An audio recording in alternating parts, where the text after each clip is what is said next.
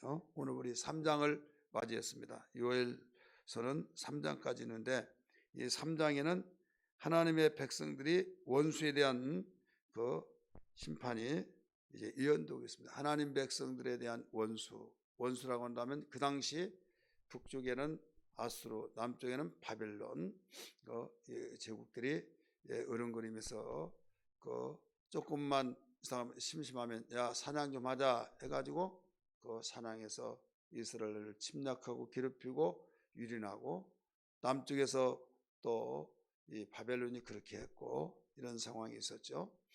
이런 가운데 이 분열한 곡이 되었고, 이래 절망과 좌절 속에서 그 정신을 차려 더 근신해야 할 텐데, 그런 가운데서도 처음에는 긴장하더니 나중에는 포기가 되어서 에라 모르겠다, 되려면 될 대로 되라 하면서 그러고 있을 때, 그들은 그 모든 것들이 잘 되겠지 기대는 하지만은 되어지지 않더라 이거죠. 우리 인생이 그렇지 않습니까? 뭔가 잘 되겠지 죽을 한 번은 없어 하면서 실망을 하지 않고 뭔가 기대를 하며 소망을 갖고 하지만은 이게 길어져 버리면 결국은 절망이 되어지고 나중에는 포기가 되어지고, 이제 의뢰 그렇게 사는 것이다, 이렇게 살다 죽으면 됐지 포기가 된 것이 가장 무섭습니다. 우리 영적 생활도 마찬가지예요. 죄로 한번 빠지면 빠져서 내가 너무 속상하고 안 됐다고 하고 큰일 났다고 하고, 그러면서 마음만은 변치 않고 내가 나가지 못하면 반드시 나가리라 하면서 긴장을 가지고 애통이 여기지만은 나중에 몇 번 그러다가 시간이 지나면 나중에 포기가 됩니다. 포기가 되면서 마음이 평안해지면서 느슨해지면 나태해지면서 주저앉아 버립니다. 이게 우리가 주님과 멀어지는 그 절차고 또 순서라고 우리가 볼 수가 있어요. 하나님께서 이스라엘 백성들이 잘못했을 때 항상 어떻게 말씀하시느냐, 말씀하신 심판 때는 대개 이런 순서가 있어요. 처음에 기근으로 하나님께서 심판을 하십니다. 기근으로 심판할 때 빨리 알아차리고 하나님 우리의 허물을 용서해 주옵소서 하면서 생각난 거 회개하고, 그렇지 못한 것들은 하나님 우리의 잘못을 되돌아봐 주시고 기억나게 해달라고, 그리고 율법을 읽으면서 모두 그 하나하나 짚어가면서 거울을 보고 내 모습을 단장하듯이 우리는 성경 말씀을 듣고 설교를 듣고 읽어가면서 잘못된 허물을 회개해야만 되겠죠. 그와 같이 이스라엘 백성이 율법을 기준해서 신앙생활을 했기 때문에 율법을 보고 회개하는데 기근이 와서 하나님의 심판이 나타났다 이거죠. 근데 대부분 이건 잘 몰라요. 왜? 사람이 농사를 짓다 보면 비가 올 때도 있고 안 올 때도 있고, 흉년이 들 때도 있고 그다음 풍년이 들고 그러잖아요. 근데 계속적으로 흉년이 든다, 그리고 이상한 징후가 나타난다 이거죠. 그냥 단순한 흉년이 아니라 요엘서에서 가르쳐 준 것처럼 메뚜기 떼들이 날라와서 완전 징그러울 정도로 잎사귀 갉아먹고 줄기가 남으니까 또 다른 놈이 나타나서 여기에 줄기를 갉아먹고 대공을 갈라먹고 막 뿌리채 다 말라 죽이는 그런 징후들이 나타날 때는 이건 이상한 것이 아니다, 빨리 알아차려야 된다 이거죠. 그래서 심판할 때는 기근으로 심판하시고, 기근에서 회개를 하지 않으면 뭘로 심판하냐? 질병으로 심판했어요. 이스라엘 백성들의 절차가 그랬어요. 그 다음에 질병으로 심판해서 회개를 하지 않으면 이제는 전쟁으로 심판해서, 그 다음에 그래도 회개하지 않으면 나중에는 이방으로 끌려가게 해서 나라가 흩어져 버리게 만들었다. 그런 것이 성경에 나오는 이스라엘 백성들이 하나님이 심판의 진행 과정이었다 이거예요. 이것을 우리는 한 번에 막 폭망이듯이 그렇게 되어진 것이라 서서히 징조가 오죠. 하루아침에 여러분 병에서 죽는 사람은 별로 없어요. 알지 못한 상태에서 어딘가 모르게 사람은 간헐적으로 이런 아픈 것이 있지 이렇게 안 아픈 사람 누가 있어, 다 아프지 해서 그냥 놔두고 하다 보면 나중에 병이 자라면서 어느 날 주저앉아 버리듯이 그와 같다 이거죠. 그래서 우리는 성경을 읽고 말씀을 듣고 은혜 생활하면 여기에서 하나님이 예민한 인첩한 예리한 분별력을 주셔서 행동을 취해서 하나님께 돌아오게 하는 것이 깨있는 사람이다. 그래서 근신하라 깨어라 이렇게 말씀했죠. 그러면 이제는 그 하나님께서 이 모두 질병에서 또 전쟁에서 이방인의 그 전쟁에서 그 흩어져 버리게 만들었던 그렇게 그 이스라엘 백성들을 심판할 때 진행 과정이 있다고 한다면 회복할 때는 어떻게 되냐?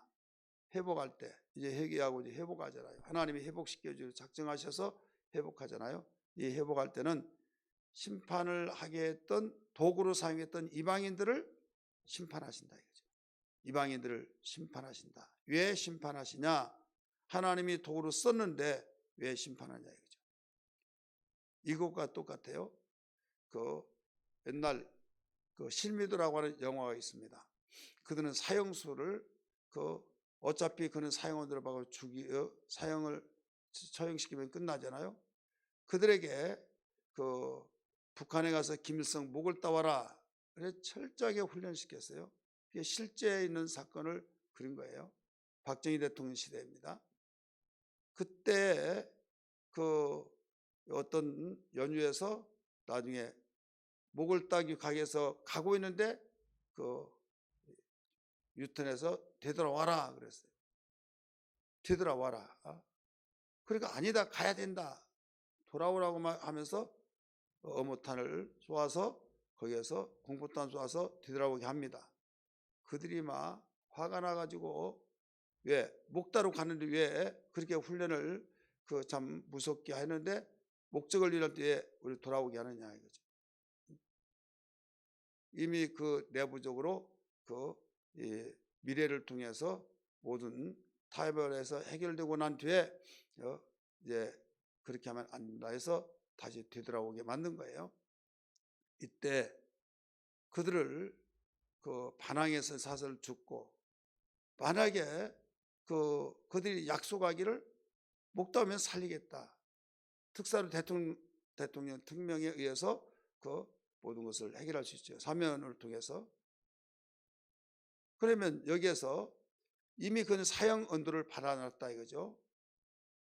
하나님께서 이 이방의 이스라엘 심판의 도구로 사용했던 그들이 그 왜 이스라엘을 회복시킬 때 그들을 심판하시느냐? 그들은 이미 잔악한 일을 했다는 거죠. 2절부터 8절까지 보면 거기에 그 말씀이 나와요.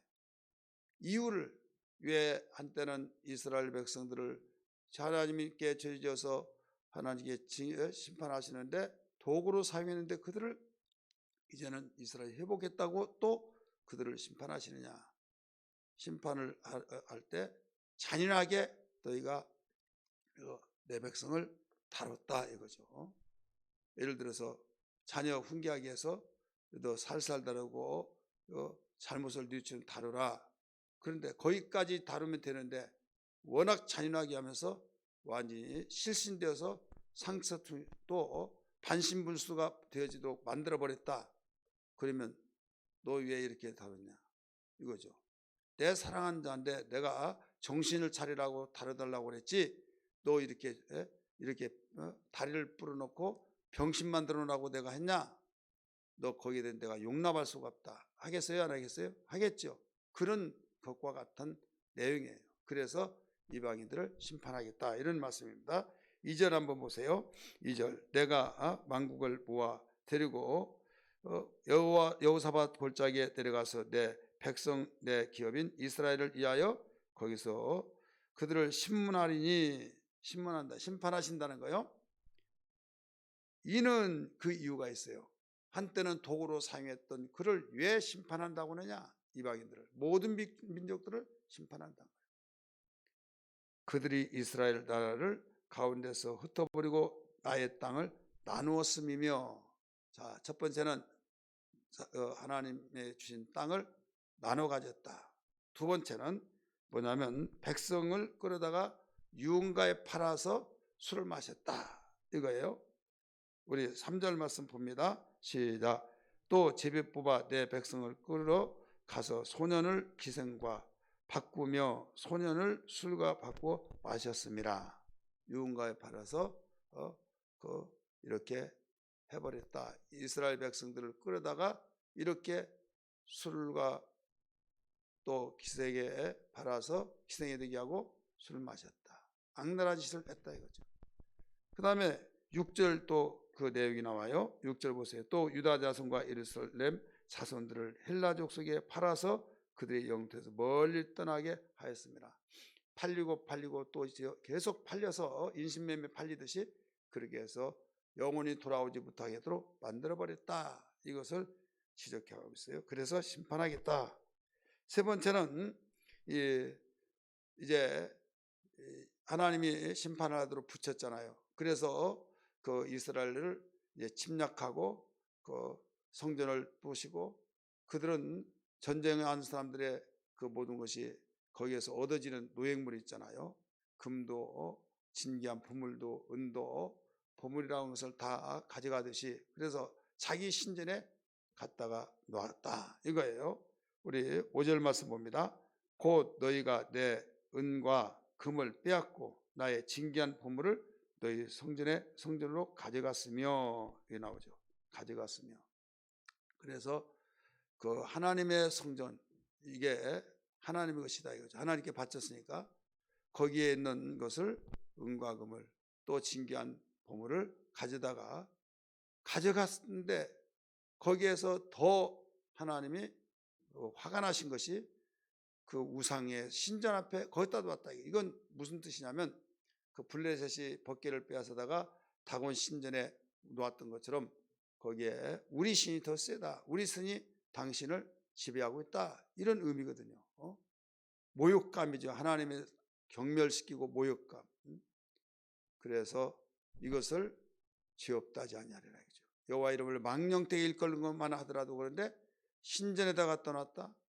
그리고 너도 내 앞에 무릎 꿇어라 절하라. 너는 내 아래에 있다. 이 말이거든요.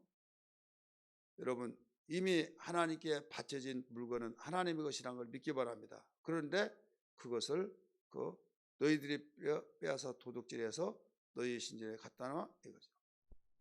이것이 비교해 본다고 한다면 사도행전 5장 1절에서 11절에 보면 하나님께 바친 것을 자기 것으로 삼아서 감추고 반절은 바치고 그래서 결국 그 베드로의 지적 속에서 그 부부가 죽어버렸던 사건을 알 수 있죠.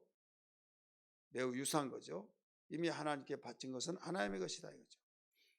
오늘 우리는 여기에서 이스라엘 백성들이 하나님 앞에 범죄했을 때 기근으로 심판하시고 또 질병으로 심판하시고 또 전쟁으로 심판하시고 회개하지 않을 때 결국은 나라를 다 민족을 흩어버리는 사건. 그러나 하나님은 다시 하나님께서 회복시켜서 돌아오게 하겠다. 그리고 너희를 심판했던 그들을 내가 심판하겠다.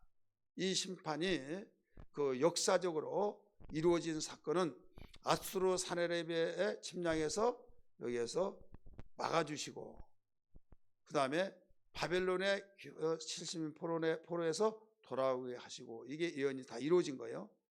그런데 궁극적으로는 예수님이 재림하셔서 모든 민족을 심판하신다. 이것을 일러주고 있습니다. 우리의 최종적인 궁극적인 목적은 심판이 어디에서 나타나냐. 모든 민족이 심판받는 것은 여기에 예수 그리스도의 재림하셔서 거기에 심판이 이루어진다. 2절에 보면 여호수아의 골짜기란 말이 나와요. 여호와의 골짜기에서 내가 심판하겠다. 이 말씀을 가르쳐 주고 있죠. 2절에서 이 여호수아의 골짜기라는 것은 뭐냐면 그 유다 4대 왕 여호사밧이 있는데 여호사밧이 그 위기를 당했어요. 암몬과 모압과 또 거기에 다른 민족의 세일 사람이네요.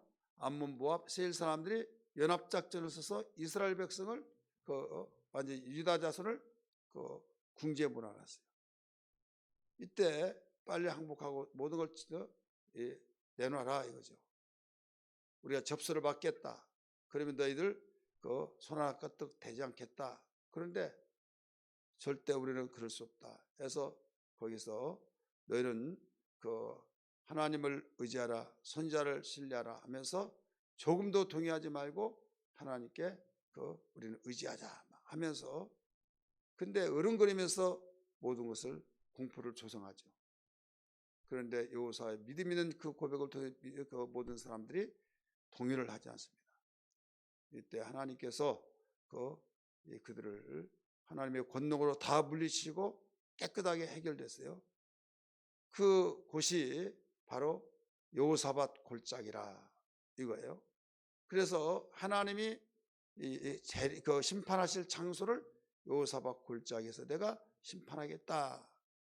예수님이 재림하셔서 여호사밧 골짜기에서 심판하겠다. 이것은 여호사밧 골짜기라고 하는 그곳에서 예수님이 그곳에 재림한다. 그런 말이 아니라 그곳을 비유적으로 설명하고 있다 이거죠.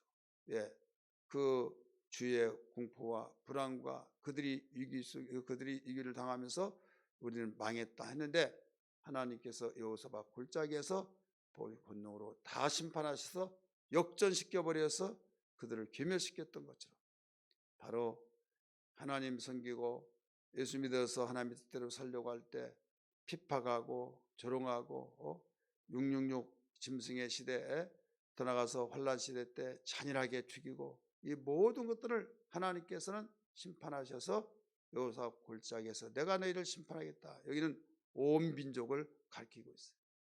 그렇기 때문에 결국은 하나님 잘 섬긴 자들이, 하나님께 돌아와서 하나님 가까이 한 자들이 승리한다 이 말씀이에요. 오늘 이 시대도 마찬가지입니다. 이 시대 우리는 하나님 가까이인 것이 복이고, 하나님과 깨어서 기도하며 견신하고, 어제 말씀드렸던 것처럼 우리는 은혜 받지 않으면 살아갈 수 없기 때문에 하나님께 이 은혜는 위에서 내려오고, 우리는 은혜 속에서 은혜를 받은 믿음이 생기고, 그 믿음을 아멘으로 고백하고 순종할 때 하나님께 올라가고, 이 일이 반복적으로 가동되고 작동될 때만이 우리는 계속 하나님이 경험하여서 신바람 나는 가운데서 변함없는, 아무리 어려운 환경 속에서도 깨어있는 신앙생활 할 줄 믿습니다. 이런 신앙되어서 주님 오실 때, 세상 심판할 때 그동안 수고했다, 잘했다, 내 아들아 딸아 이런 소리를 듣고 영광의 면류관이 우리에게 씌워질 것을 바라보면서 오늘 또 승리하기를 주의 이름으로 축원합니다. 할렐루야. 우리 다 같이 동서로 주여 부르며 기도합니다. 주여 주여 주여. 하나님 아버지 감사합니다. 오늘도 이와 같이 말씀을 들었습니다. 여호사밧 골짜기에서 내가 심판하리라고 말씀하신 하나님, 오늘도 이와 같이 주신 말씀 속에서 성령의 역사를 통하여서 하나님 아버지 날마다 믿음으로 살아가는 소망의 사람이 되게 하시고, 어려운 가운데서도 하나님께서 주님 모든 것을 이기게 하신 주님, 여호사밧이 궁지에 몰렸고 그 실베 족속들과 또 모압과 암몬의 수족들이 연합해서 그들을, 유다 백성을 완전히 모두 불안 공포 속에서 그들을 으릉거리고 하려고 했지만 하나님의 권능으로 그들을 괴멸시켰던 것처럼, 하나님 아버지 오늘날 이 시대도 하나님의 뜻으로 살아가려고 할 때 주의 사방팔방에서 이겨 싸움 속에서 주님 숨통을 조이고 있는 아버지, 오늘날 이 시대에 그러나 하나님 의지하고 하나님 가까이하며 깨어 기도할 때 하나님께서 모든 것을 극적으로 회복하고 역전시키신 걸 믿습니다. 주여 믿음의 선한 싸움을 싸우는 신앙들이 되게 하여 주옵소서. 날마다 하나님을 가까이 더 가까이 하는 삶이 되게 하여 주시기를 원합니다. 감사합니다. 홀로 영광 받아 주시옵소서. 새롭게 충만하게 도와주옵소서. 오늘 또 기도할 때 간구형을 부어주시고 주여 우리들 마음속에 주의 은혜로 충만하게 채우심 받게 하여 주옵소서.